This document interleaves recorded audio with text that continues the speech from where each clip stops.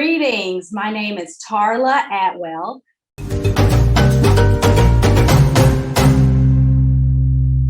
Hello, everybody, and welcome back to the Herstory TV and the Herstory podcast.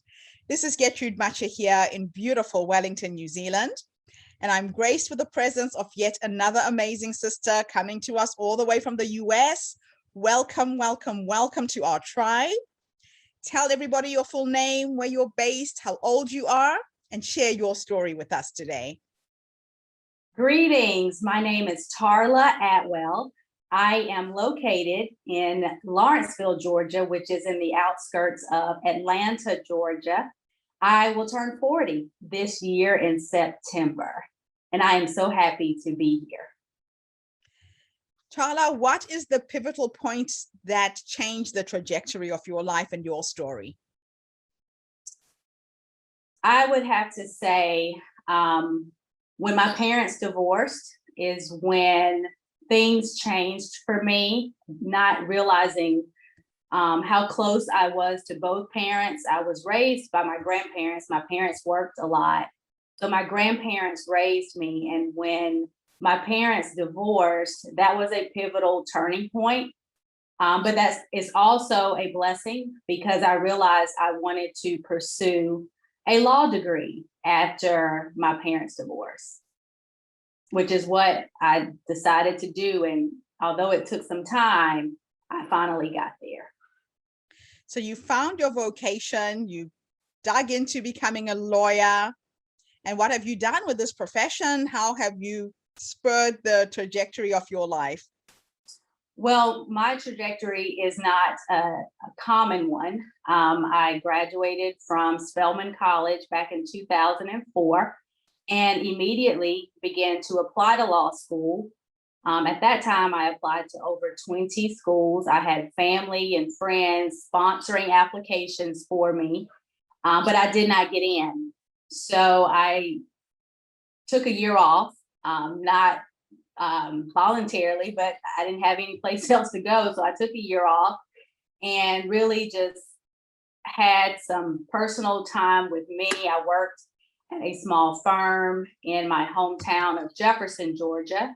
And then I just kept applying to law school. I went to grad school and still didn't get into law school after finishing grad school. So I just kept applying until I finally got in 10 years later. And now I am a practicing attorney in Lawrenceville, Georgia. I have an office in Jefferson, Georgia, and I specialize in trademark law, family law, criminal defense, and small business.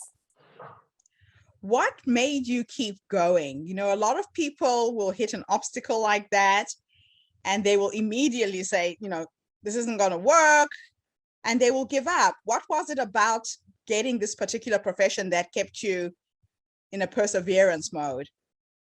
I think it was just my spirit of, I think that God spoke to me when my parents divorced. And then I started working for a small law firm, a solo practitioner in Jefferson. And it just kind of confirmed to me that I was put on this earth to help people. And I wanted to use my voice to help people. So although I didn't get into law school, I kept going to making interviews, speaking with counselors at these law school admissions schools, trying to find out exactly what I needed to do. I was advocating for myself. And although they told me that I wouldn't do well in law school because of my low test scores, I just didn't let that deter me. I knew that God had placed on my heart that law school, being a lawyer, was what I was called to do. And I just had to push away all the negativity and just continuing to listen to God's voice. And he kept reassuring me, it'll be your time soon. And I just kept going from there. I really relied on my faith and my family to keep me motivated to keep going. That's just incredible. Not many people get to do that. So which area of law did you specialize in? Where are you working now? So I have an office in Jefferson, Georgia. It's actually the same law office that I started working for at the age of 16. So the attorney is Wanda Barnett. She had hired me as a secretary back in high school, and she and I kept in touch. So she was a great motivating factor for me to just keep going, keep applying to law school. And as soon as I finished law school, I did a clerkship with Superior Court judges. And then she called me and she said, I need an associate.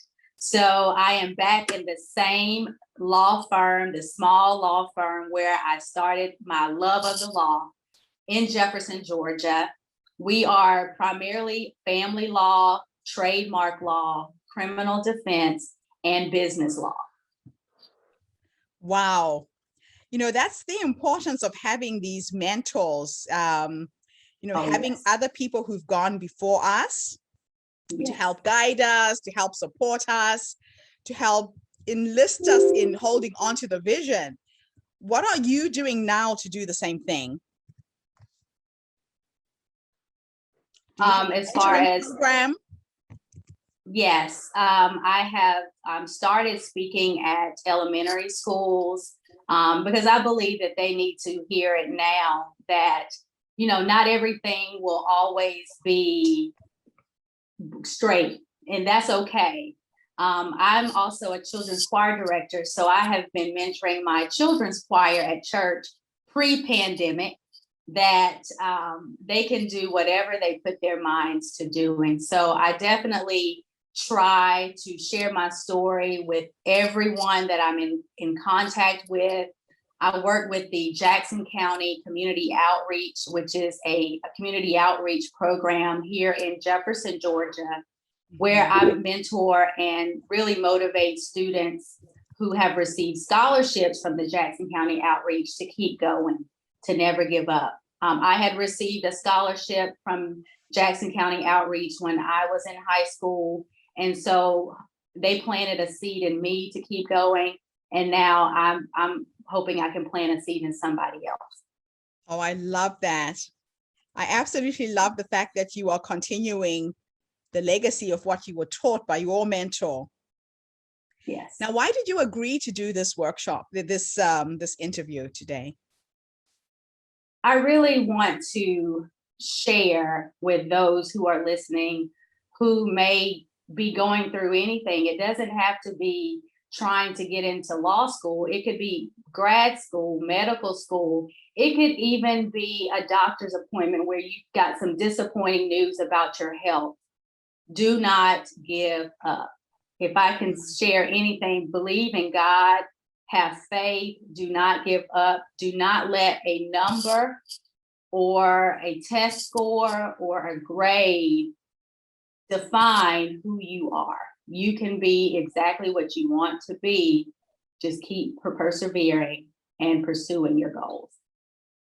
I absolutely love that, because a lot of times, especially now with all of these health scares going around the world with COVID, there's a lot of fear when you do walk into a doctor's office and you're given a specific diagnosis. And if you go straight into fear, that's where you will live.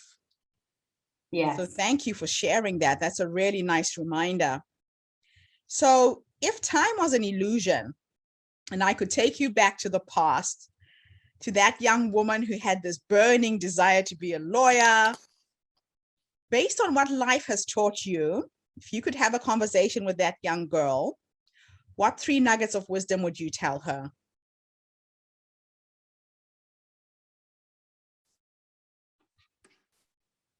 Wow, that's a deep one. If I can tell that little girl, it's okay to cry. Rely on your family to get you through and keep going. Oh, because I had a lot of family and friends who supported me, and I didn't want to cry in front of them, but I was crying a lot every time I got that discouraging letter from a law school denying my admission. I cried, and I would tell that young girl, it's okay to cry. It is okay to cry. Wow, that's just beautiful. Yeah, because a lot of times as women, we just try and be strong, right? Right. And we just suppress all of those feelings and those emotions. Yes. And crying is not a sign of weakness. That's right. I actually use my tears as a valve to get what's inside me out. And I think, like you, it's a very, very healthy thing to do. Mm. So now let me take you to your future. Okay. And we're going to sit with the older you now. At the Okay. age of 100, sitting in your rocking chair, surrounded by your children and your grandchildren. If you were to have a conversation with that older woman who is you, based on how you have lived your life right now, what would you say to her? Every day is a blessing. Live your life to the fullest and try to help someone along the way. And, just enjoy life, taking it one day at a time. I love that. Thank you, thank you, thank you, thank you so much for Thank this you. amazing interview. Thank you. It is such a pleasure to have you as part of our tribe. I am hoping that your message is being heard by women, young and old, from all over the world. Sometimes there's some older women who want to change careers. They're fearful. They're thinking, oh, at this age, I can't really do anything new. Don't give up. I think that is the moral of today's interview. Never give up. Yes. Yes. Keep your eye on the goal. Keep your eye on the vision. And anything you want in life can become reality if you believe it, but it has to start with you. Yes, absolutely. So thank you so much for this. Thank you, everybody, for tuning in. I will be back again tomorrow with yet another amazing interview. Have a fantastic day wherever you are in the world. Bye for now. Thank you. Bye-bye.